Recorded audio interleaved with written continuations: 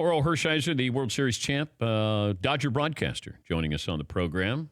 Are you able to exhale after yesterday's game, Orel? 6'3", 215.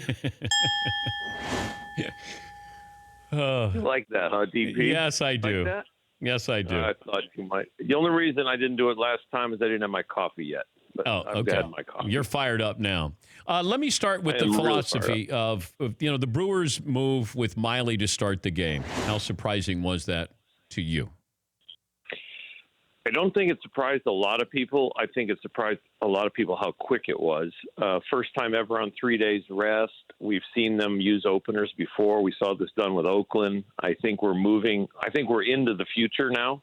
I think people have strategized this, and it's been in the back rooms. It's been in the front offices of people kind of playing with the idea. We've seen it to be, 5-man rotation, 6-man rotation. I think we're going to be to a point where there's pitching staffs someday and not starters and relievers. And culturally, things are changing. And I think it's going to change with middle market, maybe even low market teams that can't afford that frontline starter or 3 of them that you need to win a championship. And they're looking for a new way to compete, and maybe not more than compete, maybe win. And it's a really interesting scenario and a culture shift.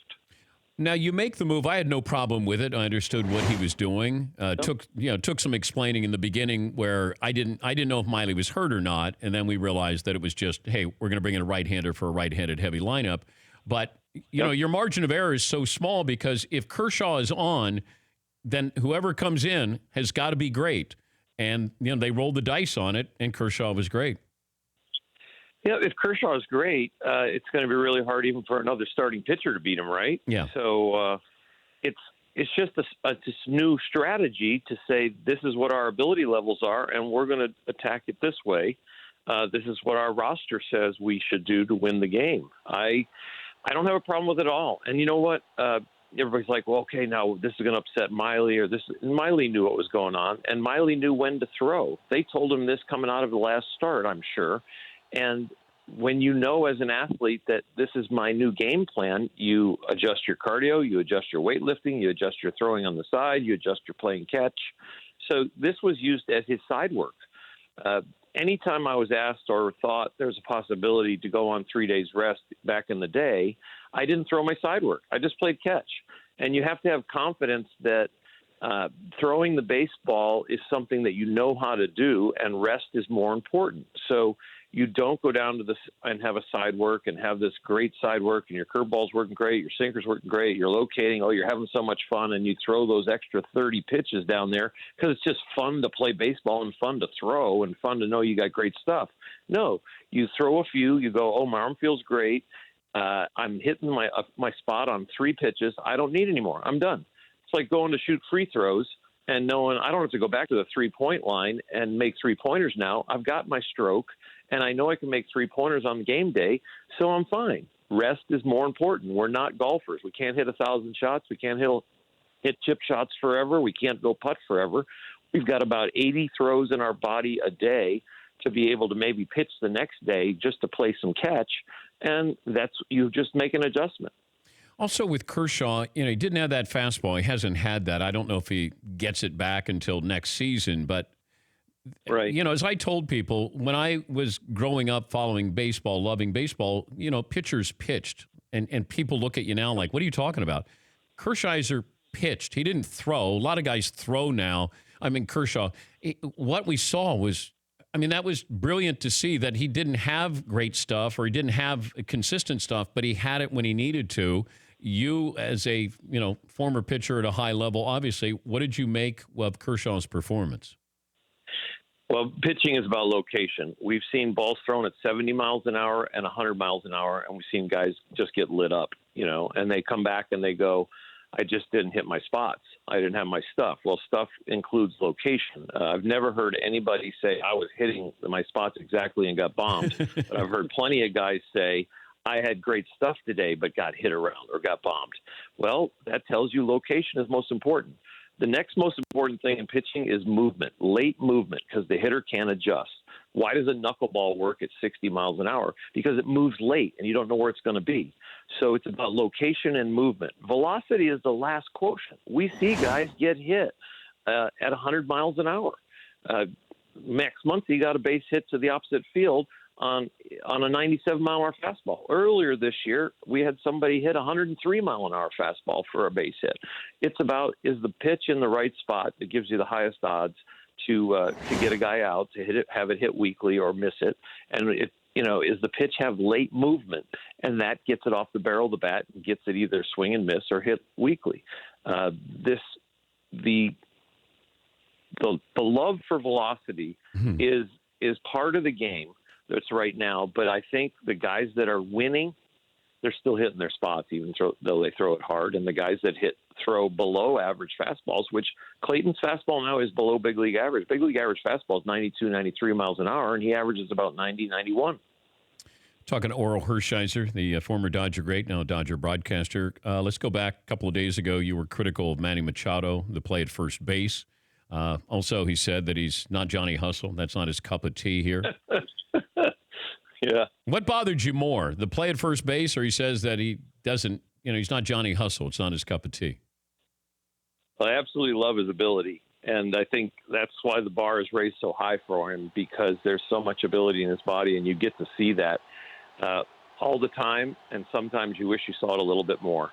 You probably get to see it about 95% of the time, and there's 5% of it you go, oh, man, wish he would have ran that one out, or, oh, man, I wish he'd attacked that a little bit more. But absolutely, I'm amazed by his ability, and we should be talking about that and the beauty of the game. But there are a few times that, people pay to see great athletes, and great athletes need to actually show that and to hustle. And, if this was on the opposite side of the field, I think people would be more critical that wear a Dodger uniform and that are part of the Dodger organization and part of baseball. I think you see a true critique of what players are doing from the opposite side usually, and from the rest of the game. And the rest of the game has been disappointed in his quotes and his effort, and disappointed in a few things that he's done on the field. So it's just something you can't ignore, no matter what uniform you wear or what organization you're with. And I absolutely love Manny and his abilities. And I have talked to him to his face and said, you know what, a little bit more effort all the time would be great. What did he say? It's just his style. The same thing he says publicly, he says privately. That's his style. You know what? And in some ways, as an athlete who has performed, there is a mindset that you find where you perform at your best. And if low key, if him engaging on a mental level of, fight or flight syndrome, where I'm in fight mode, I'm not going to fly. But he's found out, I don't want to fly away from this challenge. I want to, fight it. But when I fight it, I'm not good.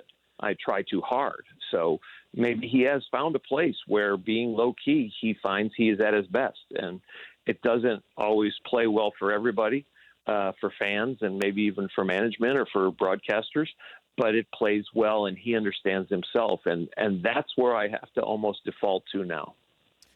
Well, as long as the front office and Dave Roberts is fine with it, because if you're going to pony up $300 million for Manny Machado, then you know what you're getting, right? Exactly. This is, it's a hard topic. It's a really hard topic because we work so hard to get to this place, and most people that do have to use every ounce of their ability to get to the pinnacle. And when you see somebody who seems to have even more ability than almost anybody on the field, and it's a kind of a suave kind of approach, it's hard. But you know what? It's not jealousy. It's not jealousy for his ability. It's, boy, is there more? You almost crave for more.